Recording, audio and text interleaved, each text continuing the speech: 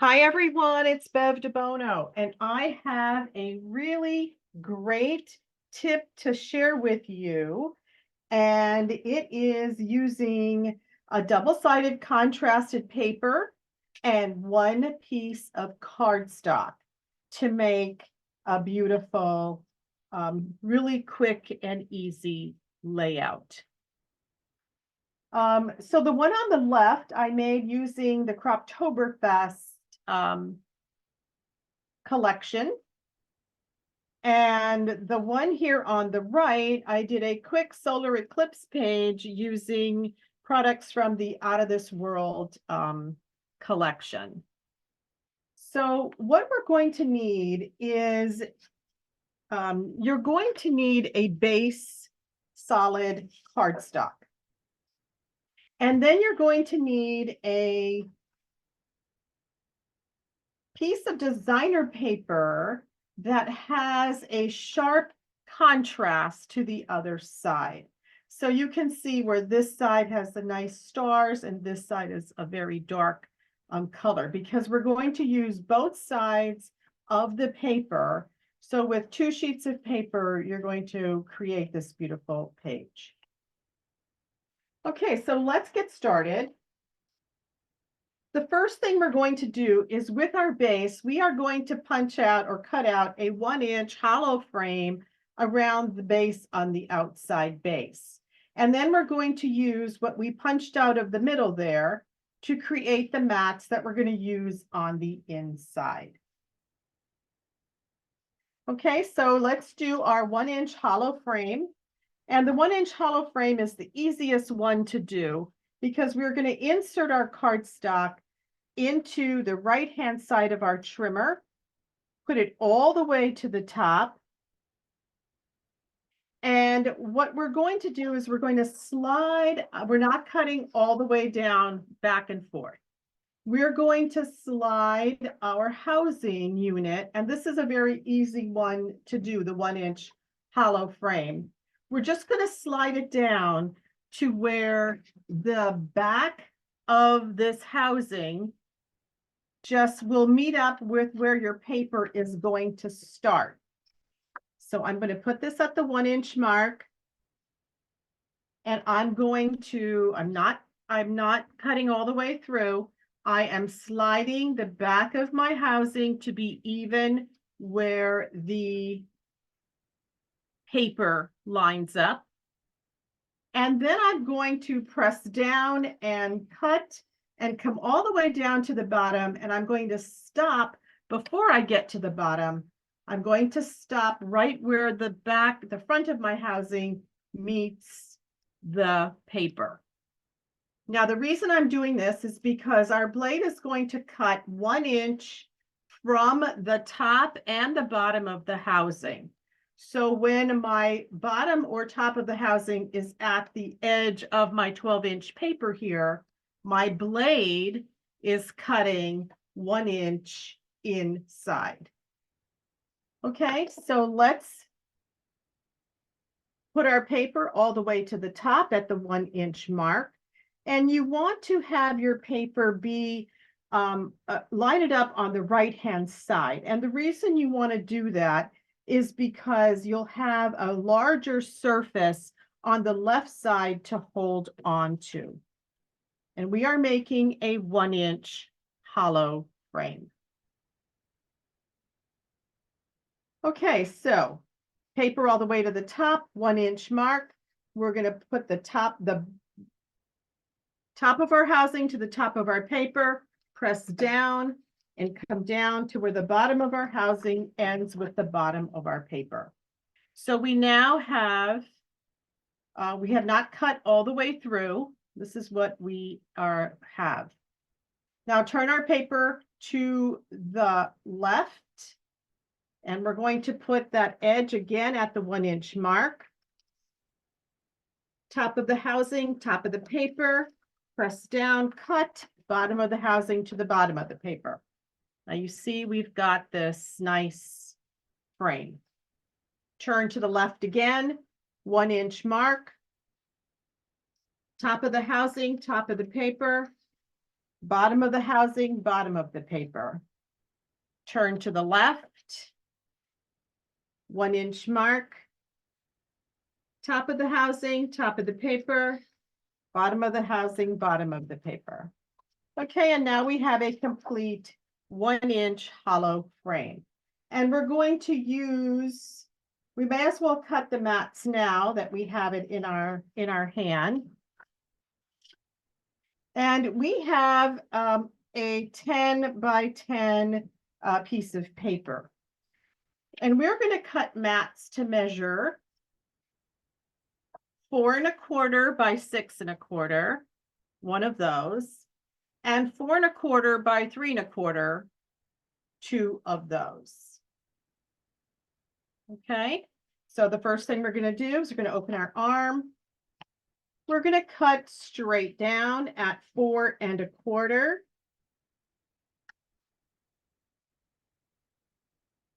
And turn your paper to the left. And now cut this at 6 1/4. Okay, and why did we do this? We did this because now we can fit a 4 by 6 exactly in the middle of this and have a nice border all the way around it. And then let's just move the paper that we have, which is already 4 1/4, and we're going to move this to 3 1/4. We have our second mat. If you want to do 3 mats, you can. Let's cut this to, now we're going to cut this to 3 1/4. This way I have a larger piece left. And now turn and cut it to 4 1/4. And if you want another 4 1/4. So we actually made 4 mats instead of 3. Okay, and those are going to go like so on your page. Okay, so now what we need to do is our inner base. And we're going to cut this inner base. We're going to cut 1 inch off of both sides, off of only 2 sides. Okay, so let's put it in our trimmer and we're going to cut 1 inch off one side. Okay, turn to the left and cut 1 inch off the bottom side. Okay, and then flip those 2 little strips over because we're using the contrasting side. And you see you have a longer one and a shorter one, and we're going to use those accordingly. Okay, you're ready to tape this down. We're now just going to put some repositionable tape on the edge here, all the way around. I'm gonna put it very close to my edge because I only have about a 1/2 inch of which we need to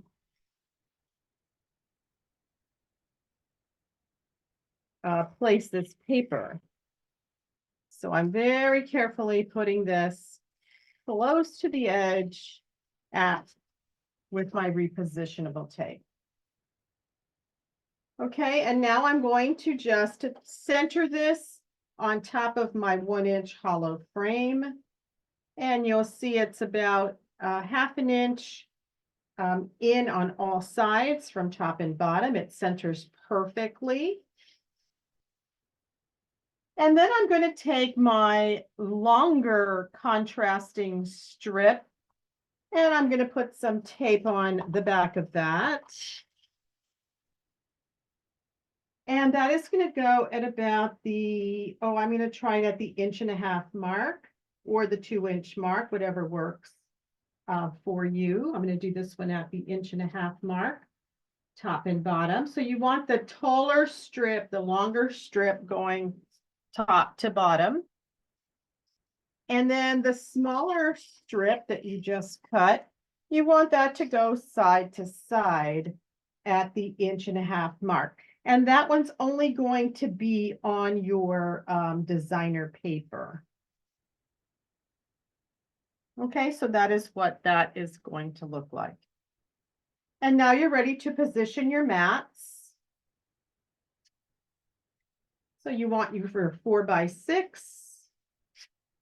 and you can put a title, and then you want your smaller pieces positioned like so.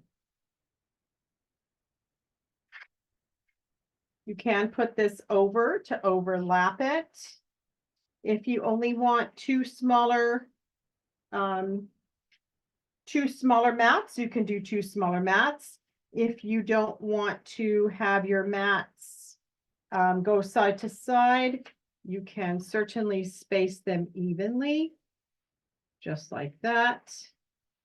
And your page is ready, and you can put a title on there. Okay, so I'm going to use this as a solar eclipse page, and I'm going to do something really wild here. I'm going to use the C Star border maker cartridge as one of the stars. And I'm just going to make that as a star. If you have some stars, if you want, you could use some stars. I'm just going to put that on top of the contrasting paper there. And then I might put another one going across.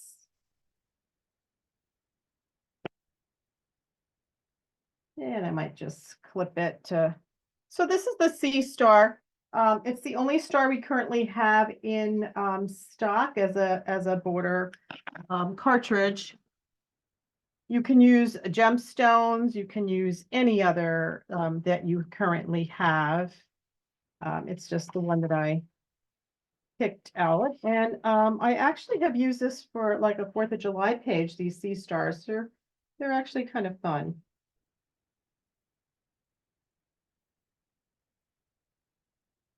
Okay, and now I'm just going to overlap some of my photos, and I might just put a nice title in there as well.